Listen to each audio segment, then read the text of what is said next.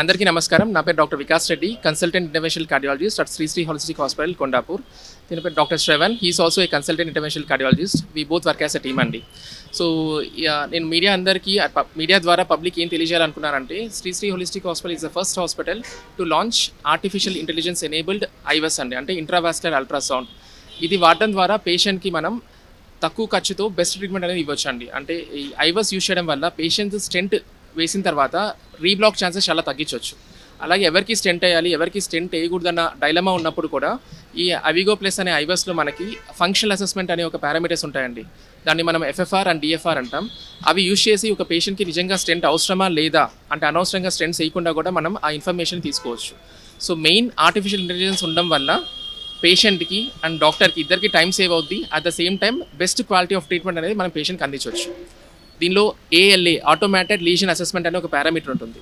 ఇంతకుముందు మేము ఏం చేసేవాళ్ళం అంటే లీజన్ అంటే ఐవస్ చేసిన తర్వాత మేమే అక్కడ పాజ్ చేసి మాన్యువల్గా డాట్స్ పెట్టి ఏరియాని క్యాలిక్యులేట్ చేసేవాళ్ళం. ఇప్పుడు ఆటోమేటిక్గా ఏ వల్ల లీజన్ అంటే ఏరియా అనేది ఆటోమేటిక్గా అదే ఇస్తుంది. That is the first difference అండి. సెకండ్ బ్లాక్ అండి, అంటే లోపల బ్లాక్ ఎంత ఏరియా అది టైటా కాదా అనే ఇన్ఫర్మేషన్ ఇది ఇస్తుంది. సెకండ్ మేజర్ డిఫరెన్స్ ఏంటంటే అండి పుల్ బ్యాక్ అనమాట. ఇంత ముందర 1 mm/s అండి, అంటే మనం ఐవస్ చేస్తున్నప్పుడు స్లోగా వెనక్కి లాగుతూ ఉంటే అది స్కాన్ చేసి 360 degreesలో స్కాన్ చేస్తూ ఉంటుంది వెజల్ వాల్ని. అది ఇంతకుముందు స్పీడ్ అనేది ఓన్లీ 1 mm/s ఉండేది. దీనిలో వాళ్ళు ఆటోమేటిక్గా 8 mm/s, అంటే మొత్తం ఒక 100 mm పుల్ చేయాలనుకోండి, 8 mm/s ఆ స్పీడ్ ద్వారా మనం త్వరగా వితిన్ 2 to 3 secondsలో మొత్తం వెజల్ని స్కాన్ చేసుకోవచ్చు. అల్ట్రాసౌండ్ ద్వారా మనం మొత్తం చూసుకోవచ్చు అనమాట. థర్డ్ మేజర్ డిఫరెన్స్ ఏంటంటే దీనిలో అడిషనల్గా మనకి ఎఫ్ఎఫ్ఆర్ అండ్ డిఎఫ్ఆర్ అనే 2 పారామీటర్స్ ఉంటాయండి. అది ఫంక్షనల్ అసెస్మెంట్ అంటాం. ఇది ఒక వైర్ COMET-2 అనే వైర్ ద్వారా లీజన్ అనేది నిజంగా టైట్గా ఉందా, పేషెంట్కి నిజంగా స్టెంట్ అవసరమా లేదా అనే ఇన్ఫర్మేషన్ని ఈ 2 పారామీటర్స్ ఇస్తాయండి. ఈ 3 మేజర్ డిఫరెన్స్ అనమాట. ఈ 3 ప్రీవియస్ ఐవస్కి దీనికి డిఫరెన్స్. దీనిలో 2 types ఆఫ్ కెథటర్స్ ఉంటాయన్నమాట. ఒకటి నార్మల్ కెథటర్ అంటారనమాట, ఇంకోటి అల్ట్రా హెచ్డి అంటారు. సో కెథటర్ కాస్ట్ వచ్చి 65,000 అండి, అండ్ కొంచెం అల్ట్రా హెచ్డి కాస్ట్ వచ్చి 85,000 85,000 రూపాయలు అనమాట.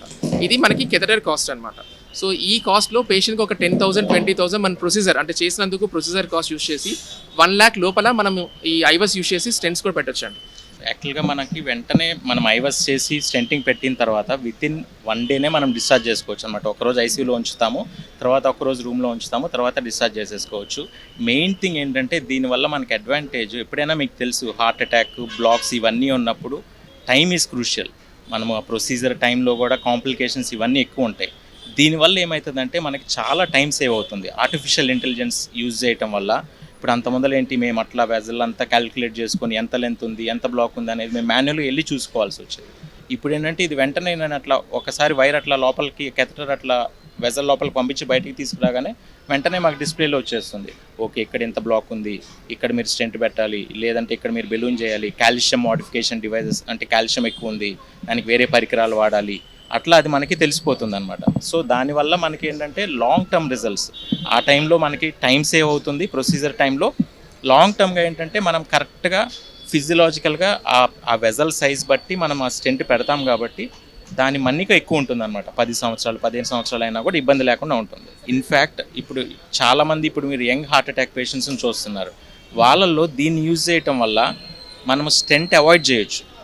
ఇప్పుడు ఏంటంటే మనం లోపలికి వెళ్ళి ఏముంది అక్కడ బ్లాక్ సన్నబడిందా, రక్తనాళం సన్నబడిందా, లేదంటే ఒక చిన్న రక్తం గడ్డ ఉందా, ఇదంతా మనకి లోపలికి వెళ్ళి చూస్తామన్నమాట అది లోపలికి వెళ్ళటం వల్ల.